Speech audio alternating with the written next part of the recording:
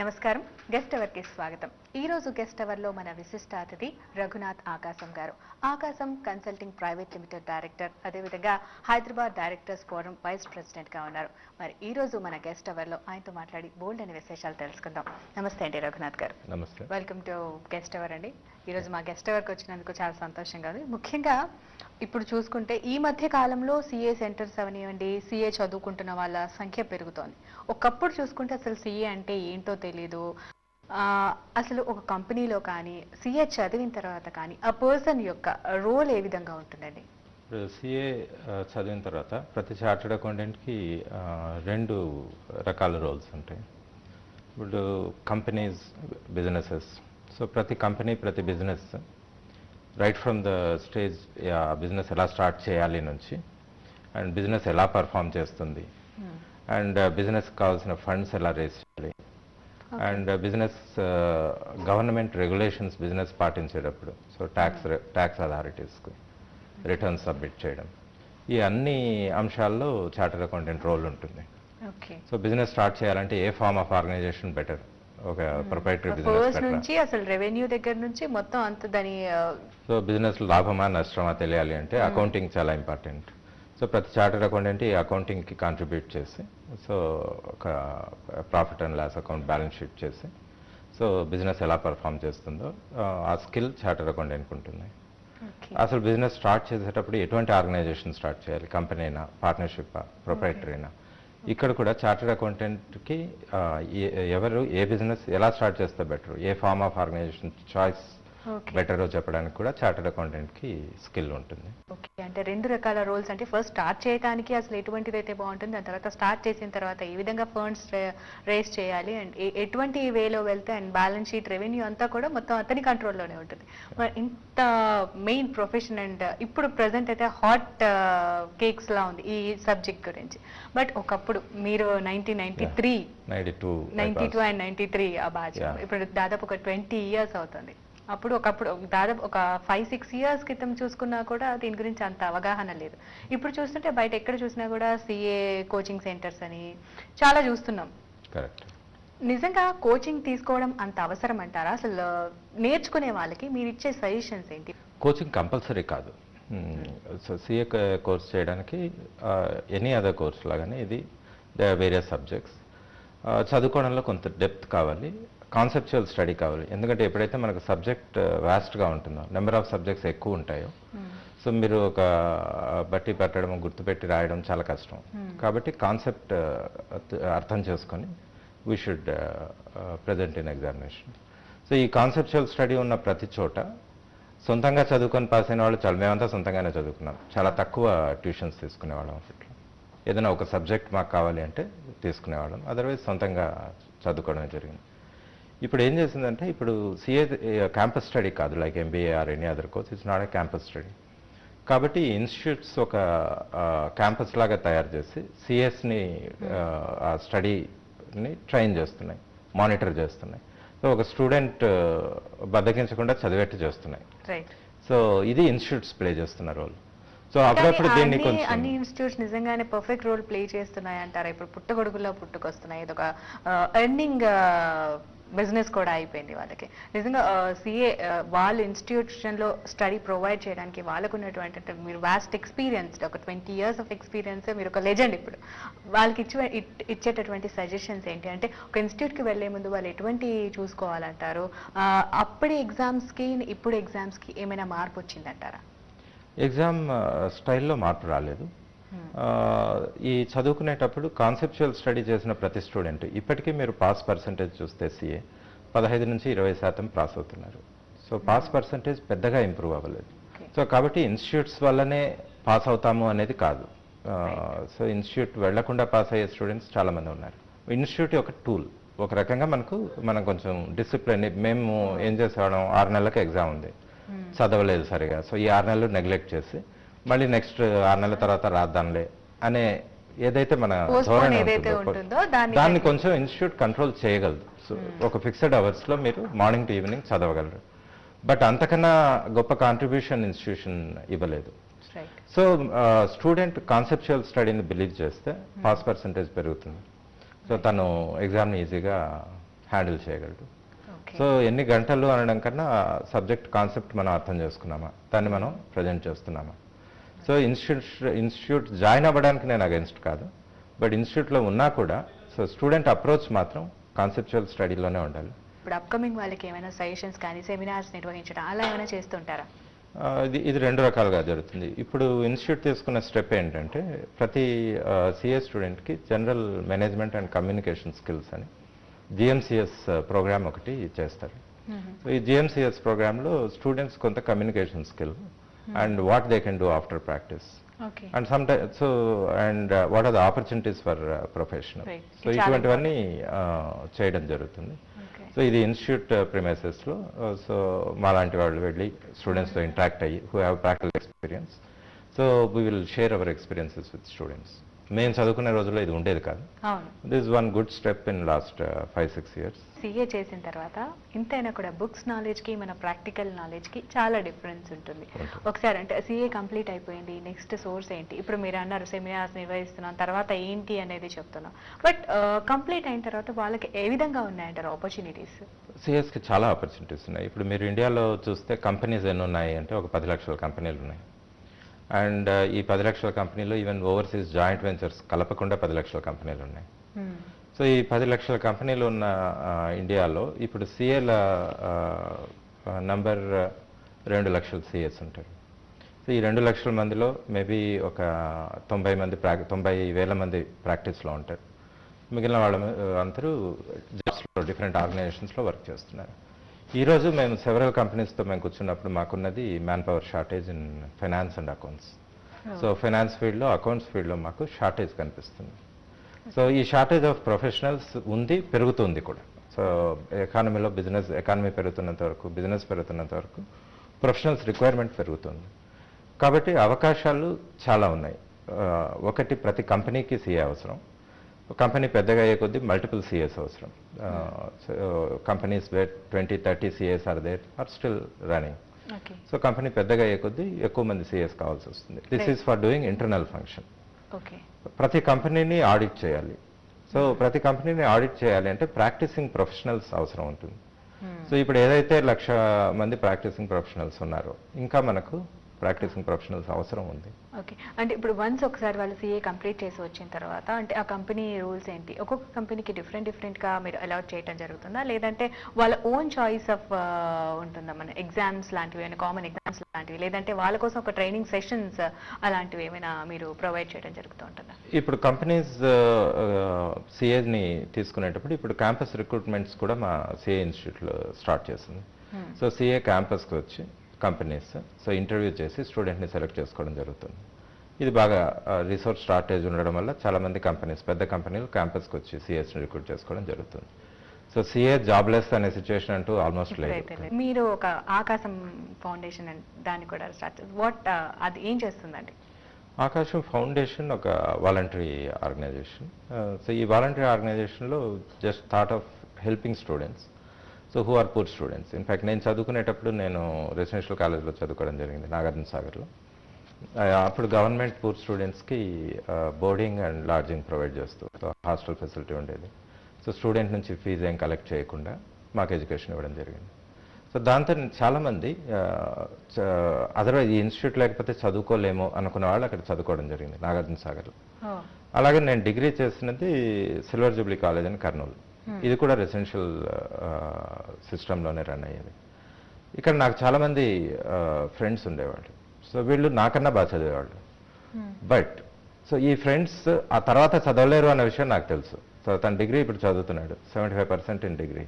But degree తర్వాత ఇటువంటి institutes లేవు. తను సీఏ చేయాలంటే ఫీజు కట్టాలి, సీఏ చేయాలంటే హాస్టల్లో ఉండాలి. సో డబ్బులు అవసరం ఉంది. సో తను అక్కడికన్నా పైన చదవలేడు. సో బీకామ్తో అతను ఎండ్ అయిపోతాడు. సో ఇటువంటి కొంతమంది ఇంటర్మీడియట్ స్టేజ్లో అలా ఉన్నారు. సో నేను ఈ ఆకాశం వాలంటరీ ఆర్గనైజేషన్ ఉద్దేశం to help such people. So who are just coming out of college, who have urge to study but who cannot study financial. To help them. ఇప్పుడు స్టార్ట్ చేయడం జరిగింది మీరు ఇది? ఇది ఆల్మోస్ట్ ఒక 10 సంవత్సరాలు అయింది. ఓకే. ఇప్పటి వరకు ఎంతమంది అలా మీ అంటే foundation చాలా నుంచి- మంది 3 స్కీమ్స్ లాగా అంటే మాకు రెఫర్ చేయడం జరుగుతుంది. పీపుల్ జనరల్గా they refer that so and so is not doing well, మీరు కొంచెం హెల్ప్ చేస్తారా, అరే ఈ అబ్బాయి ఇంతవరకు చదువుకున్నాడు మీరు హెల్ప్ చేస్తారా, ఇటువంటి రెఫరల్ request సిస్టమ్ కూడా ద్వారానే మీరు- okay. ఇండివిజువల్గా స్టార్ట్ చేసిన ఇనిషియేటివ్ ఇది. ఇప్పుడు మీరు ఒక్కరే దీన్ని రన్ చేస్తున్నారు లేదంటే మీకు ఇంకా హెల్ప్ఫుల్ గా ఎవరైనా యువర్ అసోసియేటెడ్ విత్? నేను నా ఫ్రెండ్స్. సో Okay, ఆకాశం. ఇప్పుడు యాక్చువల్గా ఆకాశం ఆర్గనైజేషన్లో we are other people who are also part of it okay. And who ఇంకా ఆర్ ఫ్యూచర్ లో ఇంకా దీన్ని ఇంకా ఇంప్రూవ్ చేసే ఏమైనా ఆలోచన మీకుందా? దీనికి ఒక ఐడియా ఉందండి. ఇప్పుడు యాక్చువల్గా సిఏ, ఐసీడబ్ల్యూ, ఏసీఎస్ మనం డిగ్రీస్ చూస్తున్నాం. నా ఉద్దేశంలో నా దగ్గర పనిచేసే వాళ్ళు కూడా కేవలం బీకామ్ చదువుకున్న వాళ్ళు సిఏ కన్నా బాగా పర్ఫామ్ Right. చేస్తున్నారు ట్రైనింగ్తో. సో నేను ఈ క్వాలిఫికేషన్స్ని లేబుల్ లాగానే ట్రీట్ చేస్తాను. ఈ క్వాలిఫికేషన్ కన్నా మన ఆ స్కిల్ అనేది చాలా ఇంపార్టెంట్.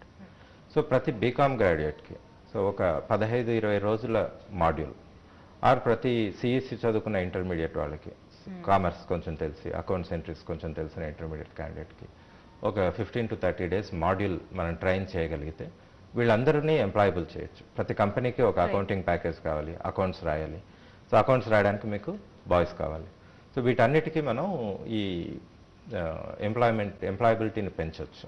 సో ఈ ప్రోగ్రామ్ ఒకటి చేస్తే, సో రీసెంట్గా నేను ఐఫోకస్ అనే ఒక ఆర్గనైజేషన్లో మన colleague they was in CA who came up with idea that వీళ్ళందరికీ ఇచ్చేద్దామని. So I offered my services from Akasham so that we will make this people. Definite గా, ఎందుకంటే ఇప్పుడు అప్కమింగ్ ఎవరైతే ఉన్నారో లేదంటే చదువుకో ఇంట్రెస్ట్ ఉండి ఇంటర్మీడియట్ తో ఆపేసిన వాళ్ళు, డిగ్రీతో ఆపేసిన వాళ్ళకి మంచి ఆపర్చునిటీ, వాళ్ళకి ఒక మంచి పొజిషన్ తో పాటు వాళ్ళు వెళ్ళాలనుకున్న ఫీల్డ్ కి మీ ఫౌండేషన్ ద్వారా చేర్చగలుగుతున్నారు. ఎందుకంటే ఇక్కడ ఒకవైపు కంపెనీస్కి అవసరం ఉంది, Right. సో ఒకవైపు వీళ్లకు అది మంచి అవకాశం. మీరు ఒక వేదిక, అట్ ద సేమ్ టైం వాళ్ళని ఒడ్డుకు తీసుకెళ్లే బోట్ లాగా ఉన్నారు, ఇటువైపు నుంచి అటువైపుగా. దట్స్ గ్రేట్ అండి.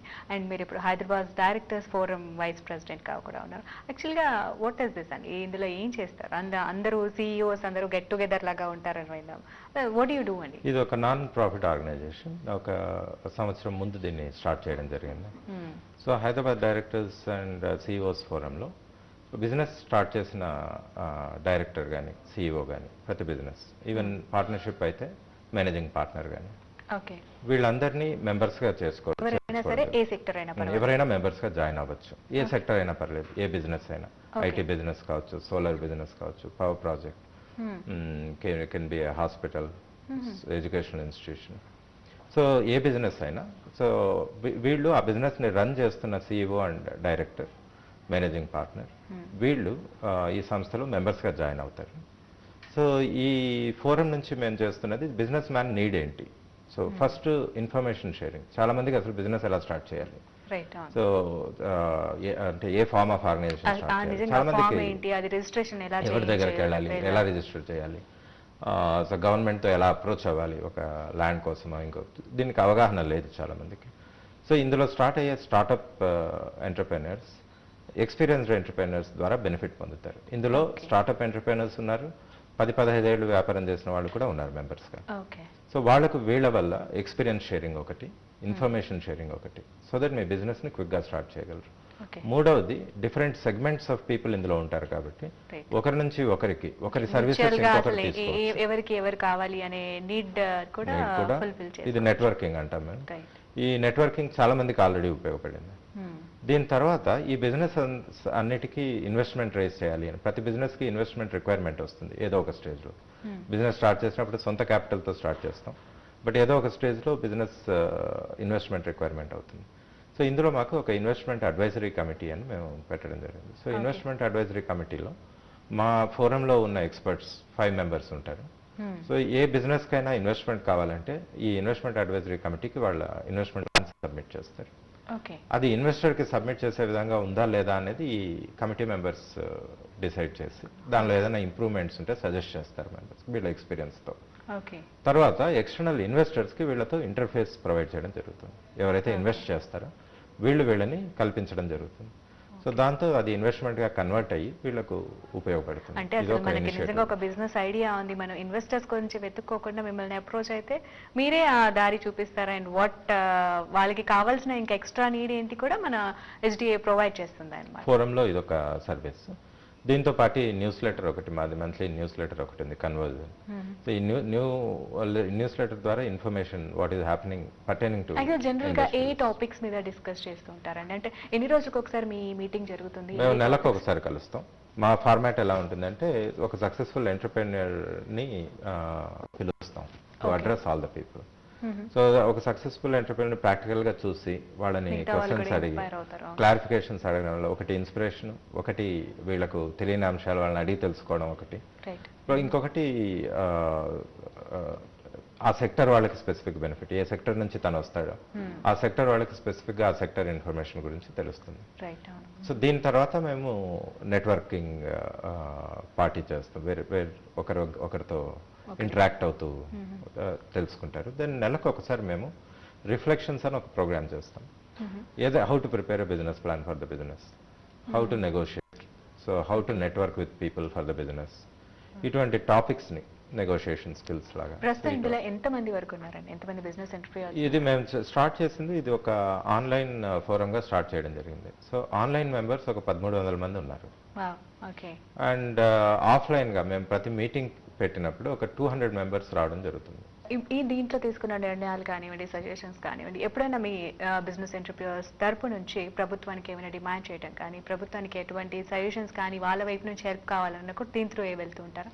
మేము లాస్ట్ చేసిన కాన్ఫరెన్స్, లాస్ట్ మంత్లో మేము కాన్ఫరెన్స్ చేయడం జరిగింది. So major industries minister Geeta Reddy గారు ఈ కాన్ఫరెన్స్ అటెండ్ అవ్వడం జరిగింది. సో తనకు ఈ ఫోరం గురించి చెప్పినప్పుడు she was extremely thrilled and happy to attend. Definite గా, ఎందుకంటే ప్రభుత్వం చేయాల్సిన పని మీరే చేసుకుంటున్నారు హ్యాపీగా. మీరే వాళ్ళకి పని తగ్గించారు. అట్ ద సేమ్ టైం మన ఎక్కడ జరిగినా కూడా డెవలప్మెంట్ హైదరాబాద్ జరుగుతుంది కాబట్టి హ్యాపీగానే ఉంటారు. బిజినెస్ మ్యాన్ కి పని కావాలి. సో ప్రభుత్వం నుంచి బిజినెస్ మ్యాన్ ఎక్స్పెక్టేషన్స్ కూడా ఎక్కువ లేవు. ఒక బిజినెస్ మ్యాన్ మ్యానుఫ్యాక్చరింగ్ ఫెసిలిటీ పెట్టాలనుకున్నాడు, ల్యాండ్ కావాలి. సో ఇమీడియట్ గా తనకు ల్యాండ్ హర్డిల్స్ ఉన్నాయి ల్యాండ్ అక్విజిషన్ లో. సో అక్కడ మనకు ప్రభుత్వపు ఇంటర్ఫరెన్స్, హెల్ప్ ఇటువంటివి ఎక్స్పెక్ట్ చేస్తున్నారు. కానీ business man single window clearance అంటున్నాం. సో ఆ క్లియరెన్సెస్ త్వరగా రావడం, పొల్యూషన్ క్లియరెన్స్ త్వరగా రావడం, ఇటువంటివి కావాలి. కానీ బిజినెస్ మ్యాన్ ఫ్రీగా మనకు ఏదో కావాలని కోరుకోవడం లేదు. రైట్. మెయిన్ ప్రాబ్లం ఎక్కువగా బిజినెస్ ఇండస్ట్రీ వైజ్ కానీ ఐటీ వైజ్ చూసుకుంటే పవర్ ప్రాబ్లం మెయిన్ ఒకటి బాగా సతాయిస్తూ ఉంటుంది. ఇటువంటి టైంలో కానీ మీ నుంచి యాజ్ ఎ ఫోరంగా ఏమైనా స్టెప్ తీసుకోవడం అలాంటివి ఏమైనా చేయడం జరిగింది? సో మేము రిప్రజెంట్ చేయడం జరిగింది. సో గీతారెడ్డి గారు వచ్చినప్పుడు వేరే పలు అంశాలు డిస్కస్ చేయడం జరిగింది తనతో. HDCFకి గవర్నమెంట్ రికగ్నిషన్ కూడా ఇవ్వడం జరిగింది. సో గవర్నమెంట్ HDCFని గుర్తించి ఇంతమంది ఎంటర్ప్రెనర్స్ ఉన్నప్పుడు, సో మీ ఎంటర్ప్రెనర్స్కి కావాల్సిన పాయింట్స్తో మా దగ్గరికి వస్తే హెల్ప్ చేస్తామని గవర్నమెంట్ చాలా ప్రయాక్టివ్గా HDCF ఇనిషియేటివ్కి రియాక్ట్ అవ్వడం జరిగింది.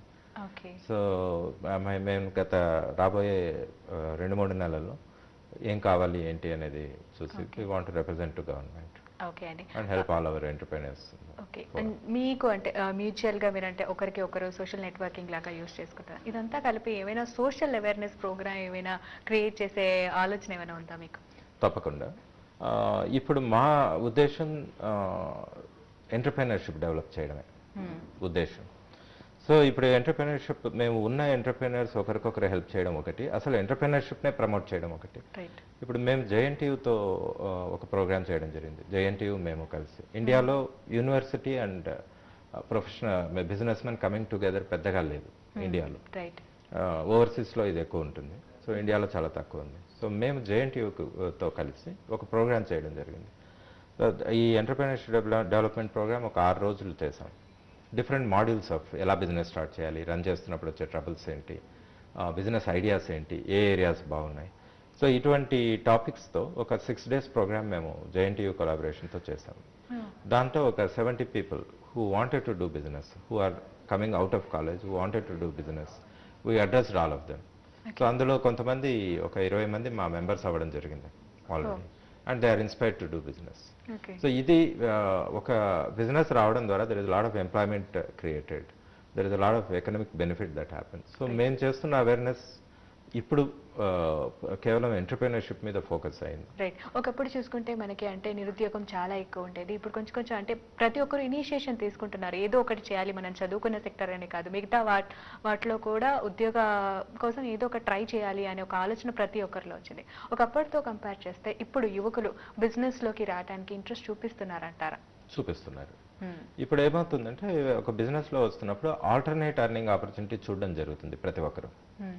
సో కొంతమంది చేద్దామా లేదా అనుకున్న వాళ్ళకి ఈరోజు ఎంప్లాయ్మెంట్ ల్యూక్రేటివ్గా అనిపించి సాలరీ ప్యాకేజ్ మంచిగా అనిపించి కొంతమంది అటు ఇటు ఉన్నవాళ్ళు సాలరీ వైపు ఇమీడియట్ బెనిఫిట్ వస్తుంది కాబట్టి ఉద్యోగాలు జాయిన్ అయ్యే వాళ్ళు ఉన్నారు. ఆర్ ఫ్యామిలీ నెసెసిటీ వల్ల రైట్. ఇమీడియట్ ఇన్కమ్ కావాలి, బిజినెస్లో కొంత జెస్టేషన్ పీరియడ్ ఉంటుంది కాబట్టి ఉద్యోగంలో వెళ్ళే ఉంటారు. బట్ వాళ్ళు కూడా ఒకసారి ఆ ఎంటర్‌ప్రెన్యూర్ స్పిరిట్ ఉన్న పర్సన్ కొన్ని సంవత్సరాలు పనిచేసిన తర్వాత they again come back. Programme చూసిన తర్వాత చాలా మంది ఇంట్రెస్ట్ ఉన్న వాళ్ళు కూడా మిమ్మల్ని అప్రోచ్ అవ్వాలనుకుంటారు. హైదరాబాద్ డైరెక్టర్స్ ఫోరం కన్సల్ట్ చేయడానికి కానీ, మిమ్మల్ని అందులో ఒక మెంబర్ అవ్వడానికి కానీ అసలు ప్రొసీజర్ ఏంటంటారు?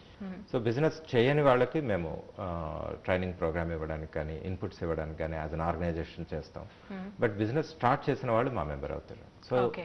మేము మెంబర్షిప్ ఏదైనా ఒక ఆర్గనైజేషన్ ఒకవేళ కంపెనీ ఉంటే memorandum and articles of association ఇచ్చి వాళ్ళు చేస్తున్న బిజినెస్ డిస్క్రిప్షన్ ఇచ్చి మాకు యాన్యువల్ మెంబర్షిప్ ఫీ కడితే they become member of the ఆ మెంబర్షిప్ ఫీ కూడా మేము నామినల్ ఫీజ్ పెట్టాం. ఇక చార్టెడ్ అకౌంటెంట్ విషయానికి వస్తే మీకు కూడా అంటే ఒక ఆర్గనైజేషన్ లాగా ఉంటుంది. మీరు కూడా ఎవ్రీ ఇయర్ ప్రస్తుతం జరుగుతున్న వాటితో అప్ టు డేట్ ఉండాల్సి వస్తుంది సిఏ విషయానికి వస్తే. అండ్ ఒక కంపెనీలో ఏ ఫ్రాడ్ జరిగినా కూడా మెయిన్ ఫస్ట్ వెళ్ళేది ఆడిటర్ వైపు చూసుకుంటే మన రీసెంట్ ఇన్సిడెంట్స్ చూసుకుంటే కనుక ఒక సత్యం ఇన్సిడెంట్ అవ్వాలి, మిగతా చాలా ఇన్సిడెంట్స్ చూసుకుంటే అసలు అందులో ఆడిటర్ రోల్ ఎంతవరకు ఉంటుందంటారు?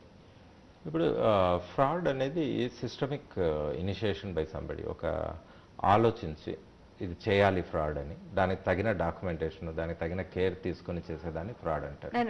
అంటే దీంట్లో ఆడిటర్కి అసలు ఏం సంబంధం ఉండదు అంటారు? ఆడిటర్ బ్యాలెన్స్ షీట్ సర్టిఫై చేస్తున్న ఆడిటర్కి సో కంపెనీ ఒక రెస్పాన్సిబిలిటీ ఉంది, ఒక పరిధి ఉంది, ఆ పరిధిలో పనిచేస్తాడు. సో ఆ రెస్పాన్సిబిలిటీ ఏంటంటే books of accounts, company books of accounts true and fair view about the activity చెప్తున్నాయా లేదా. అండ్ మెటీరియల్గా చాలా ఇమెటీరియల్ డిఫరెన్సెస్ ఉంటే ఆడిటర్ రిపోర్ట్ చేయడు. సో మెటీరియల్గా ఏవైనా కంపెనీ మీద ఇంపాక్ట్ చేసేవి జరుగుతున్నాయా, ఇవి ఆడిటర్ పరిధి. సో ఇండివిజువల్ ఆడిటర్ చేసిన ఇప్పుడు మనకు బాగా న్యూస్లో ఉన్న C and AG comptroller and auditor general of India reports అయినా కవర్ చేసేది ఇటువంటి ఐటమ్స్ని. సో ఏవైతే బియాండ్ ఇది ఉంటాయో ఆడిటర్ తన ప్రొసీజర్స్లో డెఫినెట్గా he will report on those matters.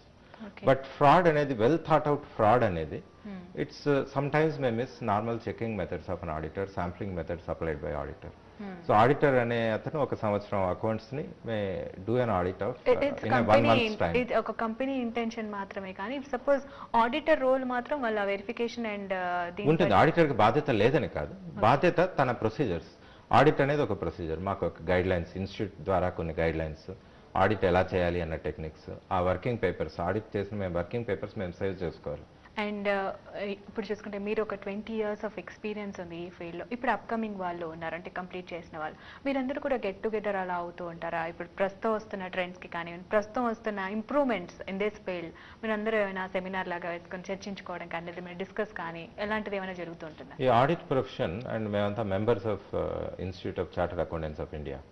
So ICI has lot of infrastructure. So ప్రతి చోట ఒక branch, each branch does an activity.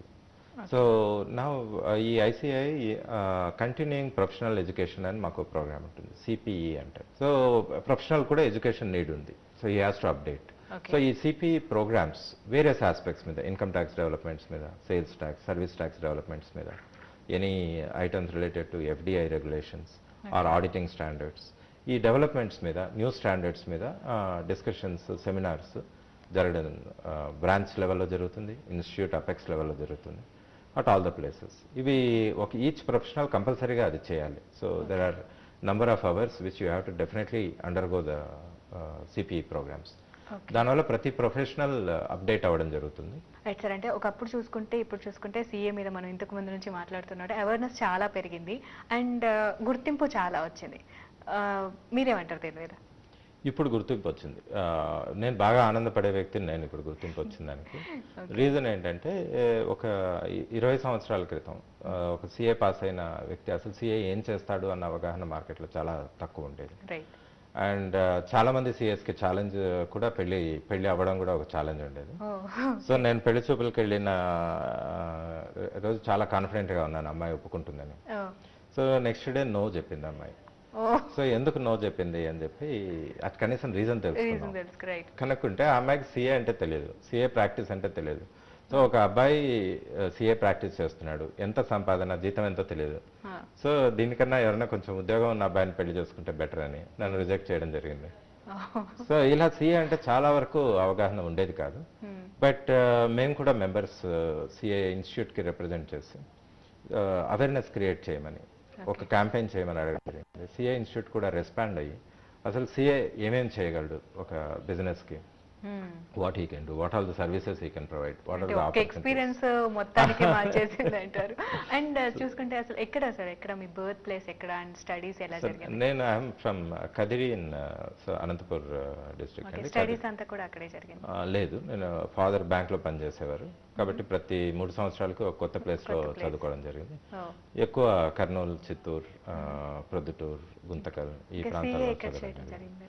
So CA అప్పుడు 87లో అందరూ చెన్నైకి వెళ్ళేవాడు సిఏ అంటే. చాలా తక్కువ మందికి తెలుసు. నేను ఇంట్రెస్ట్ తో రావడం జరిగింది. లైఫ్ లో చాలా వరకు బై యాక్సిడెంట్ అండి, బై లేజినెస్. సో ఏం చేయాలో తెలియక డిగ్రీ తర్వాత సో ఒక ఫ్రెండ్ సిఏ చేస్తానని వెళ్తే, కిషోర్ అనే ఫ్రెండ్ సిఏ చేస్తానని వెళ్తుంటే సరే వీడు చేస్తున్నా అంటే వీడు ఎప్పుడు రైటే చేస్తాడు అని వాడు వెనక వెళ్ళడం జరిగింది. సో అక్కడ సిఏ మానేసి నన్ను సిఏలో పెట్టేసి వెళ్ళిపోయాడు. So he is now in state bank of India as a DGM. Laziness అని చెప్పేసి సీఏలో అసలు లేజినెస్ పనికిరాదు కదా, మీరు ఊరికే చెప్తున్నారు అయితే. కొంత సీఏలో లేజినెస్ పనికిరాదు. ఎందుకు అవుతుందంటే సాక్రిఫైస్ చేయాల్సి వస్తుంది కొన్ని. సో నేను సీఏ చూసే టైంలో చూడాలనుకున్న సినిమాలన్నీ లిస్ట్ చేసుకుని సీఏ తర్వాత చూడడం. తర్వాత చూసారు. సో ఇప్పుడు ఎందుకంటే సిలబస్ ఎక్కువ ఉంటుంది. So it depends on individual memory. So మంచి ఇండివిజువల్ మెమరీ ఉన్న స్టూడెంట్ క్విక్గా చదువుకోగలడు. లేనప్పుడు ఆ టైం స్పెండ్ చేయాల్సి వస్తుంది. So it's a function of time also.